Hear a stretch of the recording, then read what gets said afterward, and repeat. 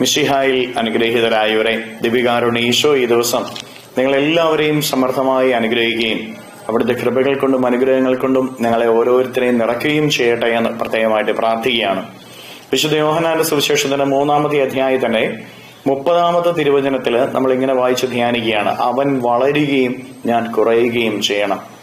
യോഹന്നാൻ മാന്ധാന ഈശോയെ കുറിച്ച് കേൾക്കുമ്പോൾ സന്തോഷത്തോടെ പറയുന്ന ഒരു കാര്യമാണ്, അവൻ വളരണം, ഞാൻ കുറയണം. നമ്മുടെ ഓരോരുത്തരുടെയും ജീവിതത്തില് അവൻ വളരണം, നാം കുറയണം.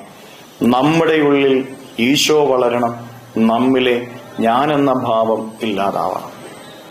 എന്ന് നമ്മുടെ ഓരോരുത്തരുടെയും ജീവിതത്തിൽ നിന്ന് ഞാനെന്ന ഭാവം ഇല്ലാതായി തീരുന്നുവോ, എന്ന് ക്രിസ്തു നമ്മളിൽ വളരാനായിട്ട് തുടങ്ങുന്നുവോ, അന്നേ നമ്മളൊക്കെ അനുഗ്രഹിക്കപ്പെടുകയുള്ളൂ. പ്രിയപ്പെട്ടവരെ, ഈ ഭൂമിയിൽ നമ്മളൊക്കെ ജീവിക്കുമ്പോൾ ഞാൻ എന്തോ ആണെന്ന് കരുതി ആരും ഇരിക്കരുത്. എനിക്കെല്ലാം ഉണ്ടെന്ന് കരുതി ആരും ഇരിക്കരുത്. എനിക്കെല്ലാം നേടിയെടുക്കാൻ സാധിക്കുമെന്ന് ആരും കരുതരുത്. ദൈവ അനുഗ്രഹമില്ലാതെ ഈ ഭൂമിയിൽ ഒരു നിമിഷം ജീവിക്കാൻ നമ്മൾ ആരും വിചാരിക്കേണ്ട. ഈ ഭൂമിയിൽ ഒരു നിമിഷം സന്തോഷം അനുഭവിക്കണം, അത് ദൈവം അനുവദിക്കാതെ സ്വീകരിക്കാൻ പറ്റുമോ നമ്മൾ ആരും വിചാരിക്കേണ്ട. അപ്പൊ അതുകൊണ്ട് ദൈവാനുഗ്രഹം നമ്മുടെ ജീവിതത്തിൽ ഓരോ നിമിഷം ആവശ്യം. അതിന് എന്നിൽ ക്രിസ്തു വളരണം, എന്നിലെ ഞാനെന്ന ഭാവം ഇല്ലാതായി തീരണം. ക്രിസ്തു എന്നിൽ വളരുക എന്ന് പറഞ്ഞു കഴിഞ്ഞാൽ ക്രിസ്തു മനോഭാവം ധരിക്കുക, ക്രിസ്തുവിനെ പോലെ ജീവിക്കുക, വചനം നൽകിയിരിക്കുന്ന കാര്യങ്ങൾ ജീവിക്കുക എന്നുള്ളതാണ്. എളിമയോടും വിശുദ്ധിയോടും നന്മ നിറഞ്ഞ ജീവിതത്തോടും സ്നേഹിച്ചും അങ്ങനെ നമ്മൾ ഓരോരുത്തരും ജീവിക്കുമ്പോഴാണ് ക്രിസ്തു മനോഭാവം ധരിക്കുന്നവരായി നമ്മൾ മാറുന്നു. ക്രിസ്തു നമ്മിൽ രൂപപ്പെടുന്നു. നമ്മൾ നന്മ ചെയ്യുന്നവരാണോ, ക്രിസ്തുവിന്റെ ഭാവം നമ്മളിൽ വളരുകയാണ്. നമ്മൾ വിശുദ്ധിയിൽ ജീവിക്കുന്നവരാണോ, ക്രിസ്തുഭാവം നമ്മളിൽ വളരുകയാണ്. നമ്മൾ സ്നേഹിക്കുന്നവരാണോ, ക്രിസ്തുഭാവം നമ്മുടെ ഉള്ളിൽ വളരുകയാണ്. പൊറുക്കുന്നവരാണോ, ക്രിസ്തുഭാവം നമ്മുടെ ഉള്ളിൽ വളരുകയാണ്.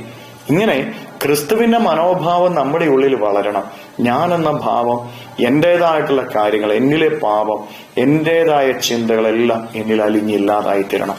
അതാണ് ദൈവാനുഗ്രഹത്തിന്റെ വഴി. പ്രിയപ്പെട്ടവരെ, മറക്കരുത്.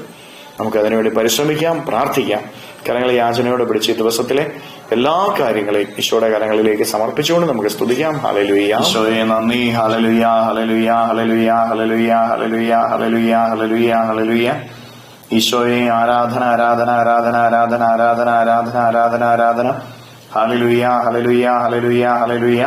കർത്താവായ ഈശോയെ, മക്കളെ ഓരോരുത്തരെയും സമർപ്പിക്കുന്നവരെ അനുഗ്രഹിക്കണമേ, ആശീർവദിക്കണമേ.